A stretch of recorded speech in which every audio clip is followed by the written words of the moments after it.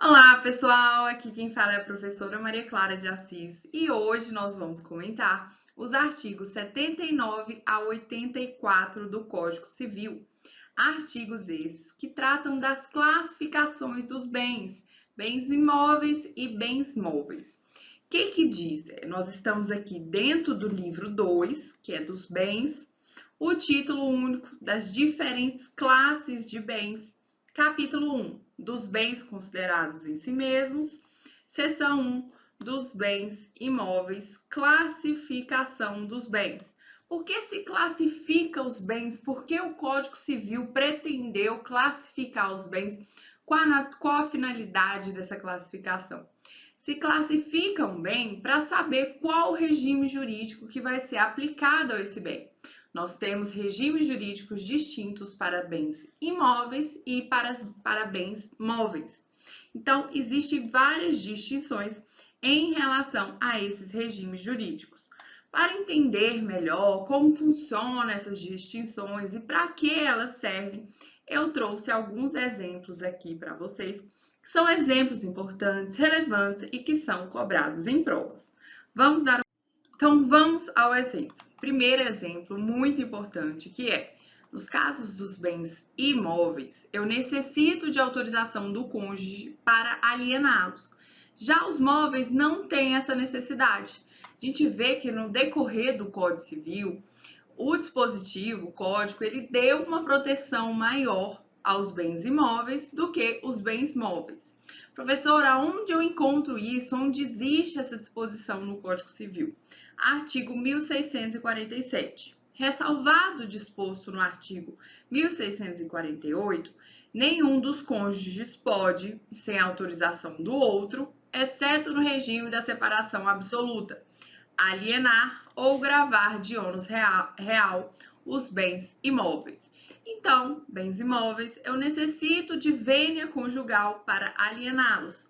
No caso dos bens móveis, não necessita dessa autorização.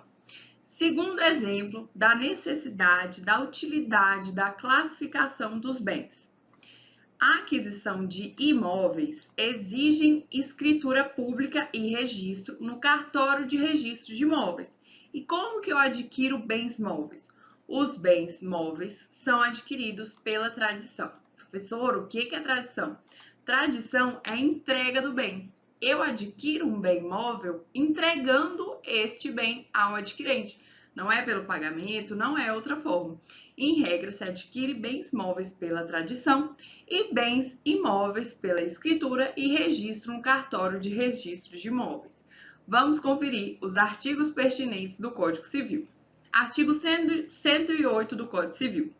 Não dispondo a lei em contrário, a escritura pública é essencial à validade dos negócios jurídicos que visem a constituição, transferência, modificação ou renúncia de direitos reais sobre imóveis de valor superior a 30 vezes o maior salário mínimo vigente do país. Artigo 108, um artigo muito importante, muito cobrado em prova, que traz uma solenidade aí, que todos os bens imóveis, todas as transações referentes a bens imóveis, é necessária escritura pública se este bem imóvel tiver um valor superior a 30 vezes o salário mínimo vigente no país. Quanto ao registro no cartório de registro de imóveis, o artigo 1227 diz o seguinte: os direitos reais sobre imóveis constituídos ou transmitidos por ato entre vivos só se adquirem com registro no cartório de registro de imóveis dos referidos títulos, salvo os casos expressos nesse artigo. O que esse artigo diz? Nosso sistema, o nosso regime jurídico brasileiro, ele opera pelo sistema do título e modo. Transfere-se a propriedade imóvel pelo título, que é a escritura pública, e o modo, que é o registro. Então, o que desprende disso? O que isso decorre? Que o contrato de compra e venda, por exemplo, ele não tem o condão de transferir a propriedade. O contrato de compra e venda, ele tem efeito entre as partes, efeito obrigacional, mas o contrato de compra e venda por si só não transfere a propriedade. Eu preciso desse contrato de compra e venda, uma escritura pública registrada no cartório de registro de imóveis. Tem até um velho provérbio que é: só é dono aquele que registra. E quanto aos bens móveis, professora, como funciona? Artigo 1267. A propriedade das coisas não se transfere pelos negócios jurídicos antes da tradição. Ou seja, para se transferir um bem móvel, basta a tradição, basta a entrega desse bem. Terceiro exemplo importante. Em relação aos direitos reais de garantia, os imóveis estão sujeitos à hipoteca e os móveis, professora, ao penhor. Onde existe essa disposição no Código Civil? Artigo 1431. Constitui-se o penhor pela transferência efetiva da posse, que em garantia do débito ao credor ou a quem o represente, faz o devedor ou alguém por ele de uma coisa móvel suscetível de alienação. Então, só há que se falar em penhor se for coisa móvel. Cai muito e se prova, fazendo uma pegadinha de que existe penhor de imóvel, não há que se falar em penhor de imóvel. No direito brasileiro, penhor só se refere a coisas móveis. Da mesma forma, hipoteca. Mas a gente tem duas exceções muito importantes que também caem muito em prova. Quais são elas, professora? Os navios e as aeronaves são bens móveis, mas ainda assim são sujeitos à hipoteca. Então, a gente tem duas exceções em que é possível a hipoteca de bens imóveis, que são os navios e as aeronaves. Fique ligado, você não vai errar isso na prova. Quatro exemplos da necessidade dessa classificação dos bens móveis e imóveis. O imposto devido em razão da alienação dos imóveis é o ITBI. E em relação aos móveis é o ICMS. Agora, na esfera penal, qual é essa diferenciação? Só existe furto e roubo de bens móveis no direito brasileiro. Não há que se falar furto e roubo de bem imóvel. Artigo 155 do Código Penal. Furto, subtrair para si ou para outro, coisa alheia móvel, e roubo, subtrair coisa móvel alheia para si ou para outrem, mediante grave ameaça ou violência à pessoa, ou depois de havê-la, por qualquer meio, reduzido à impossibilidade de resistência. Outro exemplo, prazo de uso capião. A gente tem diferenciação quando se fala imóvel e imóvel. Os imóveis, o prazo de uso capião são 15 anos, 10 anos, 5 anos e 2 anos. Já dos móveis, os prazos são 5 e 3 anos. Nós vimos a importância de se classificar os bens. Aplica-se regime jurídico diverso para bens imóveis e para móveis. Agora nós vamos comentar efetivamente o artigo 79 e seguintes. Vamos lá. Artigo 79. São bens imóveis o solo e tudo quanto se lhe incorporar, natural ou artificialmente. E aqui a gente tem dos bens considerados em si mesmos. Quais são eles? Os bens considerados em si mesmos, eles são independentemente da relação com outros bens, como o próprio nome sugere. A classificação do bem é de acordo com a sua natureza. Quais são eles? São bens móveis, imóveis, fungíveis, infungíveis, os bens consumíveis, inconsumíveis, os divisíveis e indivisíveis. A gente tratou da diferenciação da transmissão de bens imóveis e bens móveis, regras importantíssimas. Bens imóveis, a gente só transfere ele como escritura pública em regra, se for de valor superior a 30 vezes o salário mínimo, e registro no cartório de registro de imóveis, e os bens móveis em regra pela tradição. Agora a gente tem, com a nossa nova sociedade, a sociedade moderna, que cada vez vem mudando de forma acelerada, a desmaterialização dos bens na sociedade da informação. Hoje nós não temos nem bens, não existem bens que não são móveis e não são imóveis, bens ali desmaterializados, que o Código Civil vai necessitar de uma atualização legislativa para conseguir abordar essa nova sociedade que nós estamos aqui formando. Os bens imóveis. Quem são bens imóveis? Aqueles em relação aos quais é impossível o transporte de um lugar para outro sem dano. são os denominados bens de raiz. Quando vocês escutarem essa frase, bens de raiz, trata-se de bens imóveis. Eles não podem ser transportados de um lugar para outro sem dano, sem destruição, característica da imobilidade dos bens imóveis. Compreende o solo, compreende o subsolo e ainda o espaço aéreo. Agora, artigo 80. Considera-se imóveis para efeitos legais. Aqui, a gente, por natureza, esses bens, eles não são imóveis, mas a lei os considera imóveis para ter aquelas proteções, aquele regime jurídico diferente, pela natureza, pela circunstância, pela relevância desses bens. Pretendeu o legislador dar a natureza de bens imóveis deles apenas para efeitos legais, para ter essa proteção jurídica. Quais são eles? Inciso 1. Os direitos reais sobre imóveis e as ações que o asseguram.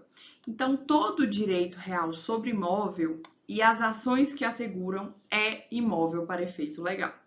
O direito à sucessão aberta. Então, se eu tenho ali um inventário só de bens móveis, vai ser considerado imóvel para efeito legal. Então, se eu tenho ali um inventário de veículos automotores, que são bens móveis, mas se tratasse do direito à sucessão aberta, vai ser considerado imóvel para os efeitos legais aqui do artigo 80 do Código Civil. São os bens, os imóveis para os efeitos legais, que são considerados imóveis por equiparação, por força de lei. Qual a finalidade? Maior segurança a determinadas situações em natureza da sua relevância. Um exemplo disso, artigo 1806. A renúncia da herança deve constar expressamente de instrumento público ou termo judicial. Vê-se aqui que a lei deu uma maior formalidade para a renúncia da herança, porque é um direito à sucessão aberta. A gente só pode falar em renúncia da herança se for por meio de instrumento público ou termo judicial, uma proteção jurídica maior aos bens imóveis por equiparação legal. O que diz o STJ? Que a cessão de direitos hereditários deve ser formalizada por escritura pública. O que é cessão de direitos hereditários? Quando se abre a sucessão com o falecimento do decújus, do autor da herança, fala-se que abriu a sucessão e aí abre-se, os herdeiros têm um prazo para dar entrada no inventário. Enquanto não houver a partilha, enquanto estiver decidindo ali sobre o inventário, aqueles trâmites legais, todos os bens dos herdeiros constituem uma universalidade e vigora as regras do condomínio.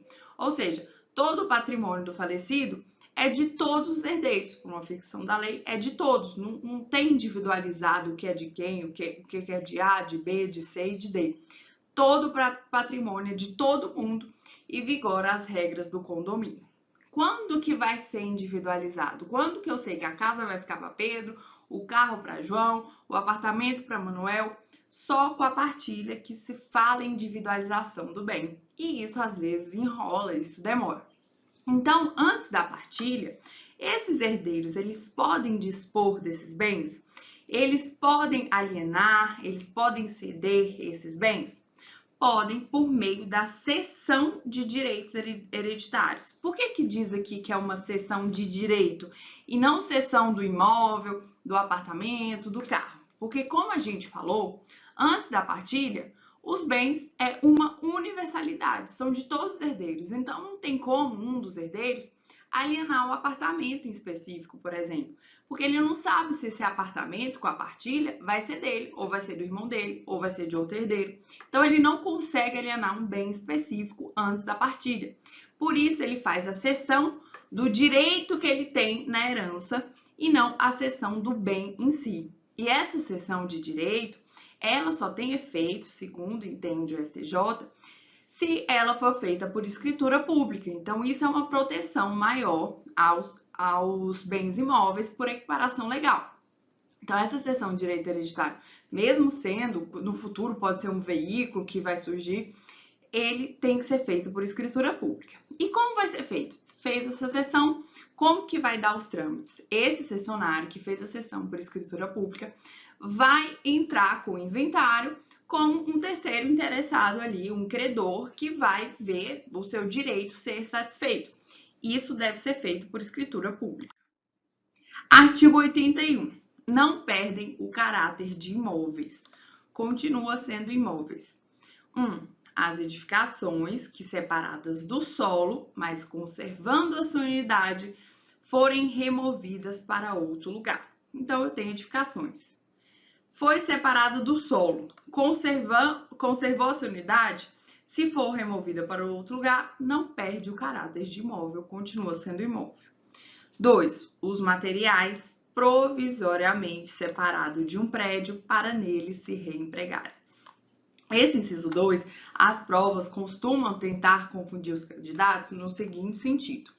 Coloca assim, certo ou errado? Os materiais separados de um prédio para nele se reempregarem não perde o caráter de imóvel. Errado, porque só os materiais que forem provisoriamente separados de um prédio para nele se reempregarem que não perdem o caráter de imóveis. Eu trouxe uma questão da CESP sobre essa classificação de bens imóveis para vocês verem como é cobrado em prova. Vamos conferir?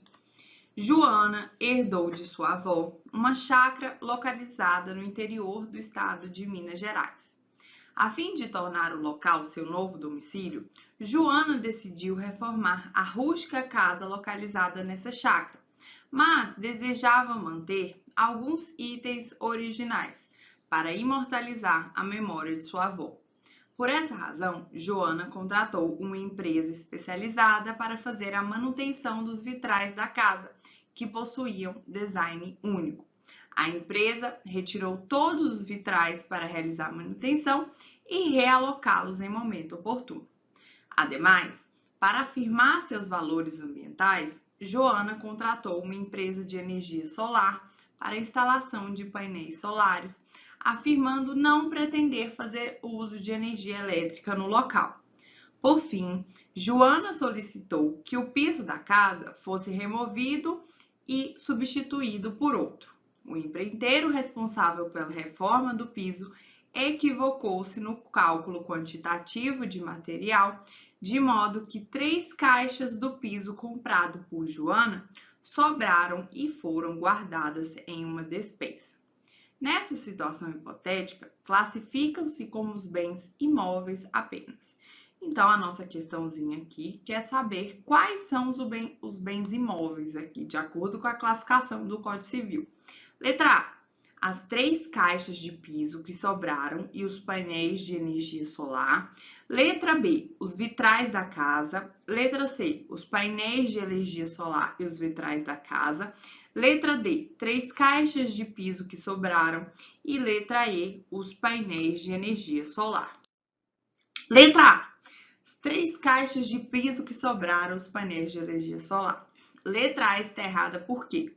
As 3 caixas de piso que sobraram é considerado bem móvel, tendo em vista que são materiais destinados à construção que não foram empregados. Os painéis de energia solar também são considerados bens móveis, tendo em vista que são suscetíveis de remoção por força alheia, sem alteração da substância ou da destinação econômico-social. Quais são os dispositivos que tratam do tema? Artigo 82. São móveis os bens suscetíveis de movimento próprio ou de remoção por força alheia, sem alteração da substância ou da destinação econômica. Artigo 84. Os materiais destinados a uma construção, enquanto não forem empregados, conservam sua qualidade de móveis. Adquire essa qualidade os provenientes da demolição de algum prédio. Letra B. Os vitrais da casa. Letra B. Nosso gabarito. Os vitrais da casa são as vidraças compostas por partes de vidros coloridos, normalmente montados para representar cenas ou personagens.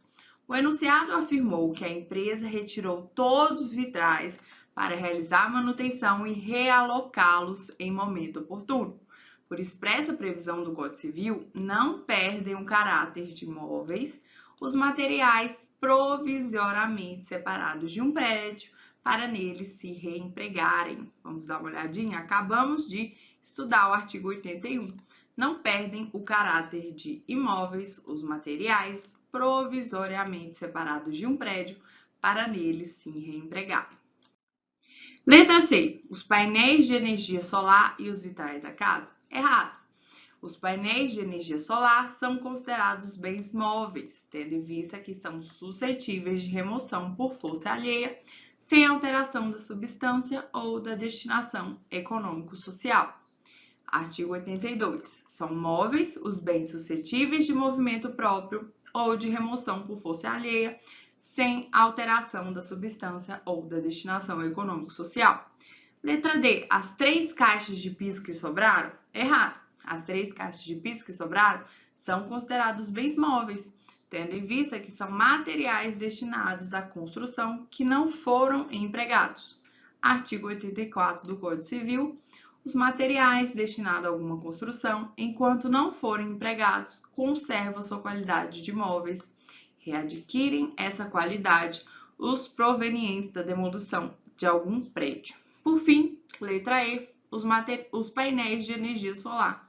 Errado. Os painéis de energia solar são considerados também bens móveis, tendo em vista que são suscetíveis de remoção por força alheia, sem alteração da substância ou da destinação econômico-social. Artigo 82. São móveis os bens suscetíveis de movimento próprio ou de remoção por força alheia, sem alteração da substância ou da destinação econômico-social. Vamos agora para a seção 2, que trata dos bens móveis. Artigo 82. São móveis os bens suscetíveis de movimento próprio ou de remoção por força alheia, sem alteração da substância ou da destinação econômica social. Esses aqui, bens suscetíveis de movimento próprio. Será quais são os bens móveis suscetíveis de movimento próprio? São os animais que são denominados semoventes. Semoventes é sinônimo de animal. Para o direito brasileiro, animal é considerado bem móvel. Mas que polêmica é essa, hein, professora? Animal é bem móvel? Animal é sujeito de direito? Animal não tem direito? Como funciona isso para o direito brasileiro? A gente tem uma doutrina clássica, um entendimento clássico que animal é um objeto de direito aqui no Brasil para nós. Mas isso vem mudando gradativamente. A gente sabe que o ser humano não é de hoje, tem um carinho muito especial pelos animais, ainda mais os animais domésticos. Hoje vem mudando esse entendimento no sentido de trazer a noção de que animal é sujeito de direito. Como exemplo disso, a gente tem a Alemanha, a Suíça e a Áustria, que entende que os animais são sim sujeitos de direito.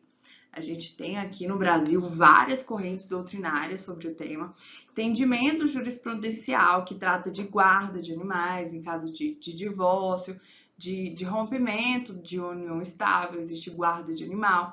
Será que existe pensão alimentícia para animal? Tudo isso nós vamos tratar aqui agora, inclusive as correntes que tratam do tema. É um tema relevante, um tema em voga, um tema que está em mudança e que com certeza pode cair em provas. Então, nós temos, na doutrina brasileira, 3 correntes sobre a natureza jurídica dos animais. Quais são elas? A primeira corrente, que fala que animal possui status de pessoa, equipara animal a pessoa. A segunda corrente, que fala que os animais não são pessoas, mas são sujeitos de direitos. E a terceira corrente, que afirma que animais devem continuar sendo semoventes, ou seja, objeto de direitos. Então, vamos ver a primeira corrente. O que diz a primeira corrente? Animais possuem status de pessoa. Biologicamente, o ser humano é animal, ser vivo com capacidade de locomoção e de respostas a estímulos, inclusive em relação aos grandes símios, que, com base no DNA, seriam parentes muito próximos dos humanos. Em razão disso, ao animal deveria ser atribuído direitos da personalidade. O próprio titular do direito vindicado, sob pena de diferença de tratamento caracterizar odiosa discriminação. Então, para a primeira corrente, animal e pessoa é a mesma coisa, não teria por que fazer diferenciação Segundo entende essa corrente, o próprio animal seria o sujeito de direito, o próprio animal teria o direito de personalidade. A segunda corrente, animal não é pessoa, mas tem direitos, são sujeitos de direitos. Para essa corrente, o melhor é separar o conceito de pessoa e de sujeito de direito, possibilitando a proteção dos animais na qualidade de sujeito de direito sem personalidade. Então, aqui faz diferenciação entre animal e pessoa, não é a mesma coisa, animal é uma coisa, pessoa é outra, mas animal tem direito, é sujeito de direito. Assim, os animais estariam protegidos não como objeto de direito, patrimônio do seu proprietário, mas sim pelo fato de ser animal, sujeito de direito. Terceira corrente, animais devem continuar como semoventes, objeto de direito. Segundo essa terceira corrente, os animais de companhia, que são os animais domésticos, devem permanecer dentro da sua natureza jurídica tradicional, ou seja, como semoventes, coisa, e, portanto, mero objeto de direito das relações jurídicas titularizada pelas pessoas. Nós vimos aqui as correntes da doutrina, mas e a jurisprudência? O que diz a jurisprudência? Já tivemos algum caso aí sobre os animaizinhos, alguma discussão? Tivemos e são recentes, são atuais, bem possível de cair na prova. Vamos conferir? Na dissolução da entidade familiar, é possível reconhecimento do direito de visita a animal de estimação adquirido na constância da união, demonstrada a relação de afeto com o animal.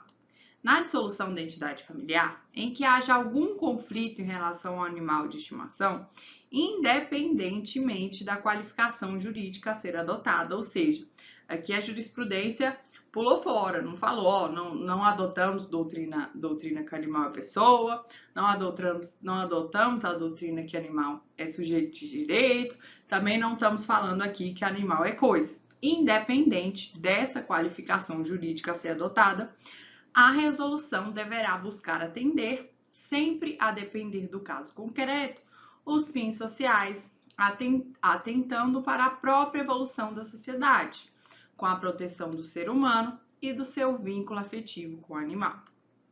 E uma pergunta: existe pensão alimentícia para animais de estimação? Já que existe o direito de visita, esse que tem direito de visita, ele também tem o dever de prestar alimentos? Como fica aí em relação aos animais? É um tema super da atualidade, o STJ vai decidir esse tema, ainda não foi pacificado, mas está lá na mesa do STJ para ser decidido se existe pensão alimentícia para animais, e assim que sair a decisão eu vou trazer aqui para vocês. Artigo 83. Considera-se móveis para efeitos legais. Então, aqui a gente está tratando de móveis por equiparação, móveis e imóveis que a lei entende por móvel ou outros bens que são caracterizados como móvel para efeito legal. A gente viu que os artigos tratam também dos imóveis para os efeitos legais e existe correspondência quanto aos móveis. O que é móvel para efeito legal? Energia que tenha valor econômico. Então, toda energia de valor econômico é móvel para efeito legal. Os direitos reais sobre objetos móveis e as ações correspondentes. A gente viu que os direitos reais sobre imóveis são considerados imóveis e as ações também. Aqui, mesma coisa. Direitos reais sobre imóveis e as suas ações são considerados móveis para os efeitos legais. Os direitos pessoais de caráter patrimonial e respectivas ações são bens móveis. A gente tem que lembrar, não está aqui no artigo 83, mas a doutrina, a jurisprudência trata que os direitos autorais são bens móveis. Direitos autorais têm a proteção, estão classificados em bens móveis. As ações também são bens móveis. Hoje nós temos a ação de elevado valor, de vultosos valores, que recebe proteção de bens móveis, independente do valor dessa ação, dessa cota, ela é considerada um bem móvel para o direito. Vamos ver aqui uma questãozinha também da CESP, que tratou desse tema aqui sobre bens móveis, imóveis, dessa classificação. De acordo com a classificação dos bens móveis e imóveis disposta no Código Civil Brasileiro, assinale a opção correta. Letra A. As edificações, quando separadas do solo e removidas para outro local, mesmo conservando sua qualidade, perdem o caráter de imóveis? Não perdem, letra A está errada, é justamente o contrário. O artigo 81 do Código Civil diz o seguinte: não perdem o caráter de imóveis as edificações que, separadas dos solos, mas conservando a sua unidade, foram removidas para outro local. Letra B. Os materiais provisoriamente separados de um prédio para neles serem empregados adquirem o caráter de bem móvel? Não é bem móvel, artigo 81, inciso 2. Não perdem o caráter de imóveis os materiais provisoriamente separados de um prédio para neles se reempregarem. Letra C. Os materiais provenientes da demolição de algum prédio adquirem a condição de bens móveis. Letra C, nosso gabarito, está de acordo com o artigo 84 do Código Civil. Os materiais destinados a alguma construção, enquanto não forem empregados, conservam sua qualidade de móveis. Adquirem essa qualidade os provenientes da demolição de algum prédio. Letra D. O direito à sucessão aberta é considerado bem móvel para os efeitos legais? Não, a gente viu que, de acordo com o artigo 80, inciso 2, o direito à sucessão aberta é considerado imóvel para os efeitos legais. Letra E. Considera-se bens imóveis as energias que tenham valor econômico. Letra E está errada. A gente viu que é considerado móvel para efeito legal as energias que tenham valor econômico. Artigo 84. Os materiais destinados a alguma construção, enquanto não forem empregados, conservam sua qualidade de móveis. Readquirem essa qualidade os provenientes da demolição de algum prédio. O mesmo vai ocorrer se tem havido a demolição de um prédio, tivermos novos bens móveis, por exemplo, portas, janelas e etc. Se a separação for provisória, tem-se um bem imóvel, por conta do artigo 81, inciso 2 do Código Civil que a gente viu. Os bens móveis por antecipação legal são uma espécie de bem móvel por ficção legal. Por que a lei faz isso? Porque é com a intenção de facilitar o negócio jurídico. Eles estão, na verdade, incorporados ao solo. Por exemplo, um hectare de eucalipto plantado. Da mesma forma, pela sua natureza, eles são bens imóveis, mas a lei considera bens móveis por antecipação legal para facilitar o negócio jurídico. É possível, porém, formular negócio jurídico a respeito da venda deles, ainda quando no solo. Trata-se, portanto, de bens móveis por antecipação. É igual à safra futura, um exemplo de bens imóveis por antecipação. Trouxe as referências aqui para vocês do material que eu usei, referências ótimas, fiquem à vontade para consultar. Espero que tenha gostado desse vídeo. Nós ficamos por aqui e até o próximo. Tchau, tchau!